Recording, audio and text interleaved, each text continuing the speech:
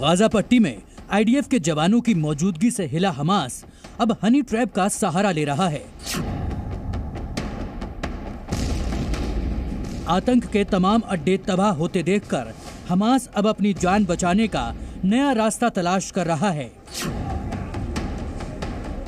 7 अक्टूबर को हैवानियत दिखाने वाले हमास के आतंकियों को अपना अंत नजर आ रहा है, इसलिए वो कैट फिशिंग यानी सुंदर लड़कियों का जाल बिछाकर इजरायली फोर्स को रोकने की नाकाम कोशिश कर रहा है। इजरायली फोर्स के डबल अटैक से हमास पूरी तरह से हताश हो चुका है। जिस तरह से इजराइल की सेना गाजा पट्टी पर हमले कर रही है, उससे हमास के होश उड़ चुके हैं, क्योंकि गाजा पट्टी में आतंकी ठिकानों को इजराइल की डिफेंस फोर्सेस चुन चुन कर खत्म कर रही हैं। और अब जब हमास के पास कोई विकल्प नहीं बच रहा है और हमास को यह पता चल चुका है कि इजराइल उसे बिल्कुल जड़ से खत्म करने वाला है, तो ऐसी स्थिति में हमास ने फेक प्रोफाइल बनाकर इजराइल के जवानों को यहां हनी ट्रैप करने की कोशिश की है। हनी ट्रैप के इस खेल के जरिए आतंकी खुद को बचाने का रास्ता तलाशने की कोशिश कर रहे हैं।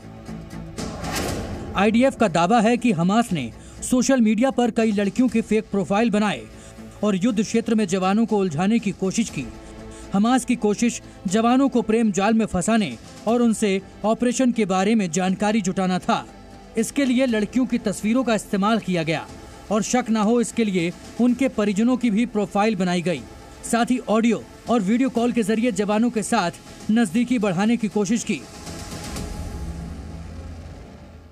आईडीएफ के जवान हमास का काल बन चुके हैं और अब हमास के पास कोई विकल्प नहीं बचा है। हमास पूरी तरह से हताश है, परेशान है और ऐसी स्थिति में अब हमास सोशल मीडिया के जरिए साजिश कर रहा है और इस साजिश में हमास लड़कियों का इस्तेमाल कर रहा है।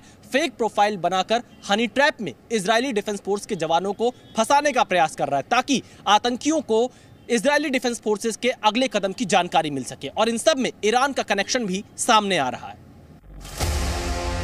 ईरान लगातार हमास के साथ हमदर्दी दिखा रहा है और आतंकियों को बचाने के लिए पूरी कोशिश कर रहा है। ईरान के लीडर कभी इजराइल को धमकी देते हैं तो कभी अमेरिका का नाम लेकर युद्ध खत्म करने की चुनौती देते हैं। इजरायली डिफेंस फोर्स ने दावा किया है कि यह सब ईरान समर्थित देशों से संचालित हो रहा था।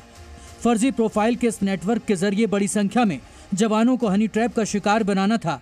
फिलहाल इन फेक प्रोफाइल्स को ब्लॉक कराने के लिए सोशल मीडिया साइट्स के साथ मिलकर काम किया जा रहा है।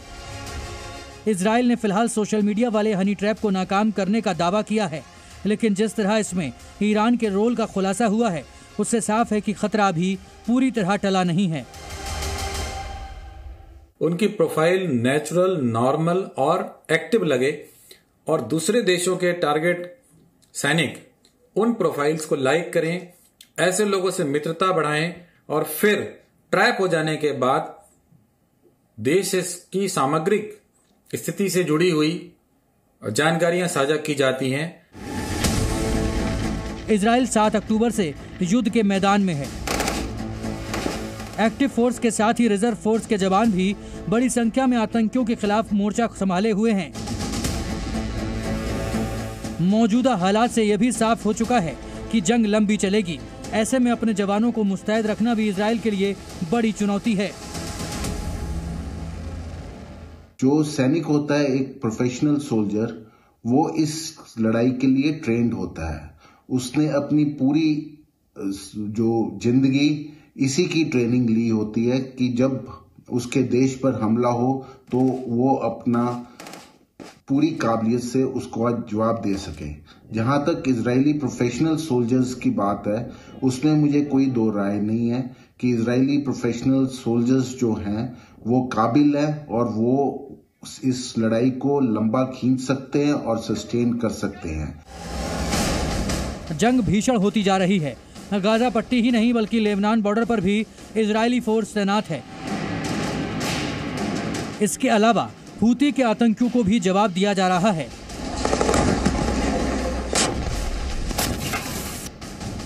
यानी 3 मोर्चों पर इजराइल लड़ रहा है। सरकार और सेना बार बार आतंकियों को मिटाने की कसम खा रही है।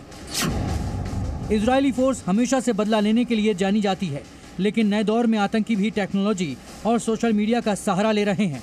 उसका एक सबूत हनी ट्रैप वाला जाल भी है।